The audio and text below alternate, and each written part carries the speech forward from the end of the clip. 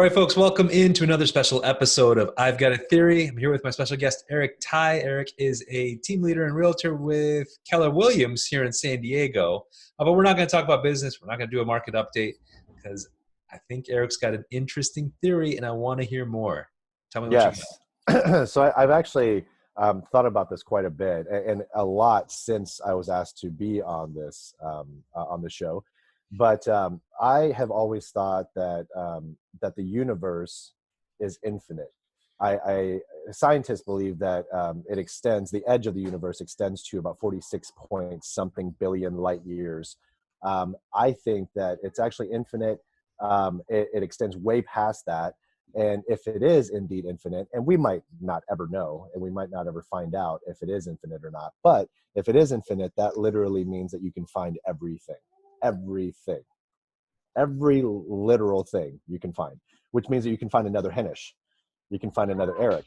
That is, and it'll go over and over again, right? So you will have another Henish that's exactly identical to you, but then you'll have a Henish that's slightly different than you. And you'll have a Henish that's slightly different than that Henish. And it goes on because it's infinite. Well, what does the concurrence of another me or you have to do with the size of the universe? You're just saying the size is so big, the scale is so big, that the likelihood of another individual that had grown up with the exact same circumstances that I've had, the exact same experiences, experienced the same weather on the same days, caused me to have travel delays, and resulted in me talking to you today, you on the beach, me with this white background, is happening somewhere else, or has happened somewhere else, or could somewhere. It could. I think there's other implications to this. I think there's other implications besides just that, right? I mean, so, I'm quickly Googling while we're talking, and you're right. The observable universe is 46.5 billion light years across. Mm-hmm. But then they're finding that MIT is finding that it's actually potentially even 250 times larger than that, at least 7 trillion light years apart. I think, and I've thought about this a little bit, regardless of the size, because the age of the universe is like 13.8 or almost 14 billion years. And every time they go, they're always finding it's like a little bit older than they thought, right? Because several years ago, it was 13, then it was 13.1, and then 13.3. And now it's like, just keeps getting a little bit bigger because they're finding it's a little bit older. And, what's surprising to me is that if you're understanding three-dimensional space is odd because it's such a bizarre thing, right? It's hard for us to fathom stuff outside of gravity and our planet and what we feel. So when you're talking about the Big Bang and that kind of explosion happening, apparently it happened faster than the speed of light is what they're implying. So, otherwise, if you're on two sides of something and it's expanding at light speed, and it's 13.8 years old, you would think that it'd be one side 13.8 and the other side 13.8. You're getting to like a 27.6 diameter billion light years across because of how the speed of light works. But it's bigger than that, right? Obviously, because the expansion happened faster than the speed of light, at least for the first little while. What I really think is interesting is that potentially on the edge of the universe are potentially edges of other universes. There might be some kind of boundary, right? I mean, there might be some kind of boundary the same way that Earth's electromagnetic shield protects us from solar rays. Right. Could the dark matter in our universe keep other universes from encroaching into our universe and having kind of a boundary? And it kind of relates to something I learned recently, several years ago, is that roots out of plants emanate chemicals to prevent other roots from other plants from getting intertwined and stealing their nutrients and water. And I could see that happening, the same kind of things that you find in one line of nature often happens in another, right? So now you're looking at what's happening with gravity waves, what's happening with the other forces in space that we're still starting to understand that could be contributing, one, to the size of the universe, two, the boundaries of the observable universe. There's a lot of cool things happening, and I'm really excited to be alive at this time in life because the developments are happening so fast that we get to see it all, right? If we lived 200 years ago, we'd be like, oh, we've discovered another shooting star, and that's kind of the best exciting thing you could discover. But now they're talking about putting crater telescopes on the dark side of the moon. They're planning on dropping some kind of special telescope on the dark side of the moon that would see 100 times further than anything else that we've got currently out there, right? That's scary. Meanwhile, the James Webb Space Telescope is getting put out, and that's going to supposed to see 10 times, 100 times further than the Hubble telescope, which we saw all kinds of crazy stuff on. Yeah. So now, just thinking about these kind of observations and understanding that we're about to get about the universe is really compelling. I think we will start understanding a lot more about it. Right. But so going back to your theory, your point seems to be that there's going to be multiple recreations of the same thing, which is interesting. What do you think that means or implies? What's the resulting? What's the consequence of that theory that there might be another you or me somewhere else in the universe? I'll be completely honest. The reason I started thinking, and excuse me for my son, he likes to bother me when I'm on Zoom calls. Yeah, it's all good. Sure. So what led me to kind of think more and more about this is when I first saw the movie The One with Jet Li. I don't know if you've ever seen it. I don't think I saw that one. Okay. So the premise of the story is that there's a good Jet Li. Well, actually, there's multiple good Jet Lis in different universes, right? But there's one bad Jet Li that is from one universe, and what he does is he figures out a way to go to these other universes to kill the other Jet Lis, and he gets stronger as the other Jet Li dies. Right? The other Jet Lis, as they die, he gains more, or the other Jet Lis that are still alive will gain more power from that. So he decides that he's going to go kill all the other hims. So he jumps around from universe to universe and kills all these Jet Lis until he finally meets his match with another good Jet Li that's actually just as powerful, and they fight. And obviously, the end of the story you can probably figure out. The good guy wins. Yeah, exactly. So that leads me to believe that there could be other multiple universes. I mean, when you think about just life in general, like how do things just tend to work? I mean, why do we heal at all? Why not just keep bleeding? Like just the thought of us being able to heal ourselves is if you think about it, just everything. It just makes me think that there is just so much more out there that we just don't know, and that we might not ever know. Yeah, I mean, we keep learning more, right? I mean, I think you got to be kind of satiated with what we get. And since neither you nor I are scientists, kind of the best that we can do is just be witness to what's happening. Yeah.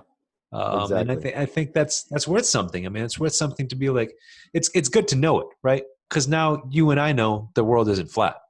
Right. Right. You and I know the Earth isn't the center of the solar system, let alone the universe. Are you sure that the Earth is not flat, though? Fairly certain. It could be an illusion. It could be a trick. Yeah. I don't know. I've never personally flown a plane around, the world. I've been in planes when I've flown around the world. I've been in planes flying over the North Pole, and so seen the aurora borealis from an airplane window. But yeah, I mean, these are all what our perception of reality is, right? Right. And I think conclusively, we kind of know how Earth and our solar system roughly works. Yes.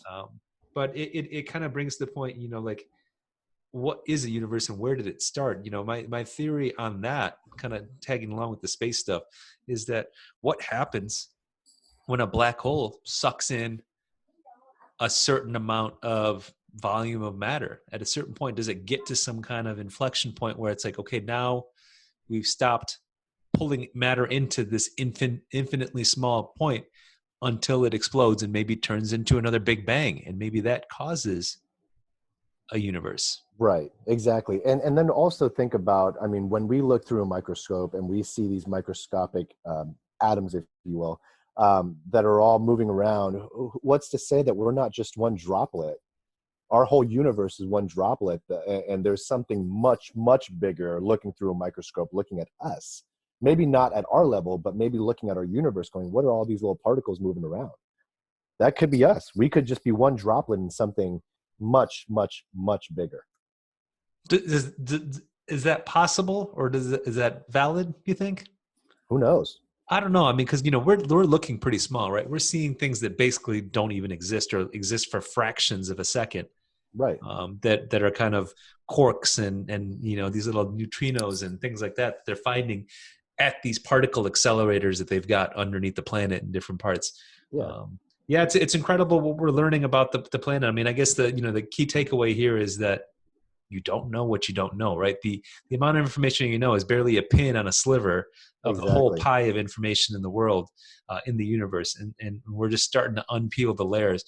And for me personally, and I don't know about you, I really push other people, including my children, to kind of want to explore more about being a scientist and being a researcher and understanding these things, because I think that that's one of the key drivers of being a human, is to really understand not just our nature but the nature of everything. Yeah. Right? And if you can pick one thing and say, I now understand the nature of particles, or I now understand the nature of gravity waves or dark matter or black holes, anything you could find out. I was really proud to hear that a fellow University of Michigan alum, young lady student, was the one that figured out the technology to photograph a black hole. That happened like last year. And so she was like the first person to figure out how to photograph a black hole and gather additional information out of it. So every day, the smart people out there, you really need to encourage that, and the researchers and the scientists, and use those resources for good. I mean, I guess my key takeaway from this conversation would be is like, imagine if we spent all the money that we spend killing each other on science and research, how much further we could be ahead. Oh yeah. Instead of building a better bomb, imagine if we built a better telescope. Right. I completely agree. Absolutely. It's it's the world we live in. Unfortunately, we've got the greed and power that takes over. Those are all separate theories. But yeah, I mean, understanding how the universe works is high in my list of interesting things to me. Like in terms of just figuring it out. Yeah, absolutely. And just touching on technology, just to piggyback off of what you just said about it's a great time to be alive, is just look at what we've gained in technology just in the last 10 years. I'm excited to see. I mean, we're both pretty young dudes. I think that we're going to see a lot more from technology in the coming years, and I'm very excited to see that. I mean, you Yeah, remember when dial-up first came out? You remember when AOL first came out with the CD, but you put in your CD-ROM and you have dial-up internet. You have a free, what was it, like 40 hours of yeah, for browsing? sure. Meanwhile, I remember I saw the video of you hanging out with one of my coworkers at Sandbox VR the other day, Oh yeah, yeah, yeah, yeah. and That's now right. we're That was doing fun. that, right? How cool Yeah, is that? exactly, How'd you like exactly. that experience? That was fun. Was it I as cool as it looks? Because I've walked by, I just haven't scheduled the time to go in. So Eric, tell people what we're talking about. yes. So I think this was maybe about 3 or 4 weeks ago, maybe 4 or 5 weeks ago. We went to this place called what was it called? Sandbox VR, right? Sandbox VR. Yeah, Yeah. Sandbox VR in Mission It's here Valley. in Mission Valley in San Diego. Yep. And basically you put on all this equipment, you strap some stuff to your feet, you strap some stuff to your wrists, you put on this headset, a vest, a backpack. And it's a virtual Um, reality headset. it's a virtual reality headset, and you put on some headphones, and you are just warped into this virtual environment. The game that we chose was a zombie game, so we were warped into like a house, and there's like a staircase and all of that, and it felt pretty dang real because you feel the touching of the zombies, right? Oh, The there's zombies this come, haptic feedback yep, on these yep, things. yep. The zombies get close, and you kind of get like a vibration. You're like, whoa, what is this? And you turn around, there's like a zombie right there, right? So Oh man. it was a fun experience. We kind of have the same with our PS4 Move, but it's not the same without the haptic feedback. But Yeah. all in all, it was a good experience. After that, I looked at some of the reviews, and I saw that the zombie game actually has a lower resolution than the other games. Oh So I wow. was fairly impressed with the zombie game in itself. But I think if I go again, I'll try a different game and be That's even incredible. more Yeah, I'm gonna have impressed. to do that. Because it's basically you're in a room, and it basically feels like you're in this haunted mansion of zombies, and they're coming through the floor. They're coming from the ceiling. They're coming from all Yeah, angles. yeah. And then there's Nonstop. like rats that crawl on the floor, and you're like, feeling them and stuff. It was interesting. Rocio's first comment was like, it wasn't as scary as I wanted. And then she shows me the video, and the first thing is her jumping. Yeah, I'm just like, like, it looks pretty scary. yeah, I know, right? Well, awesome. Well, Eric, we appreciate you spending some time with me. And your theory is that the universe might be a lot bigger than we think, and that I think it's infinite. there could be multiples of us Yeah, in the Jet Li multiverse yeah. that preceded the Spider-Verse for Spider-Man's multiverse. Exactly. You might see me in different universe trying to kill off the other Eric Tais to get stronger. Yeah, I mean, you know what I've learned in the last few years is that literally anything is possible. Yeah, I'm starting to see that more and more. Yeah, I never cross anything off when people are like, that's not possible. I'm like, it's not impossible. It's not impossible. Prove that it's impossible. Then I'll say it's impossible. But until then, yeah. You know, I was on the show earlier today recording, and my guest was having a drink, scotch, 9 a.m. I was like, well, I guess it could be good for coronavirus. They haven't proven that it's not. I should try that tomorrow morning. Yeah, let's see.